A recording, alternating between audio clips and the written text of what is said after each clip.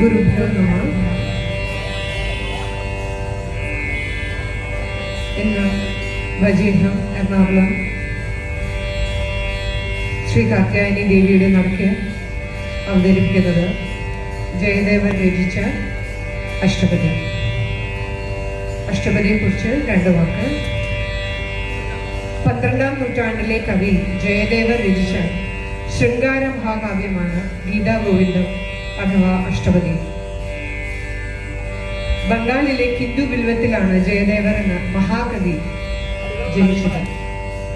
സംസ്കൃതത്തിൽ രചിക്കപ്പെട്ട അനശ്വരമായ ഈ മഹാകാവ്യം ജയദേവന്റെ ഭാവനയെക്കുറിച്ച് സ്ഥായിയായ മുദ്ര പതിപ്പിച്ചിട്ടുണ്ട്. ഓരോ പദത്തിനും 8 ഖണ്ഡങ്ങളുണ്ട്. ഓരോ ഖണ്ഡത്തിലും ആത്മാവിനെ പ്രതിധ്വനിപ്പിക്കുന്ന ഒരു പ്രത്യേക അർത്ഥമുണ്ട്. തന്റെ ഗീതാഗോവിന്ദത്തിൽ ജയദേവൻ ജീവാത്മാവിനും പരമാത്മാവിനും ഇടയിലുള്ള സ്നേഹത്തെക്കുറിച്ചും അതിന്റെ സൗന്ദര്യം, വിശുദ്ധി, ചലനാത്മകമായ മഹത്വം എന്നിവയെക്കുറിച്ചും പാടുന്നു. ജയദേവന്റെ ചിന്തകളിൽ ശ്രീകൃഷ്ണൻ പരമാത്മാവും രാധ ജീവാത്മാവുമാണ്. ഇന്ന് ഞങ്ങൾ ഇവിടെ അവതരിപ്പിക്കുന്ന രീതി ശ്രീ വിദ്വാനായ ക്ഷമാകുടി ശ്രീനിവാസ് രചിച്ച് സ്വരപ്പെടുത്തിയും ചിട്ടപ്പെടുത്തിയുമായ രീതിയിലുള്ള അഷ്ടപതിയാണ്.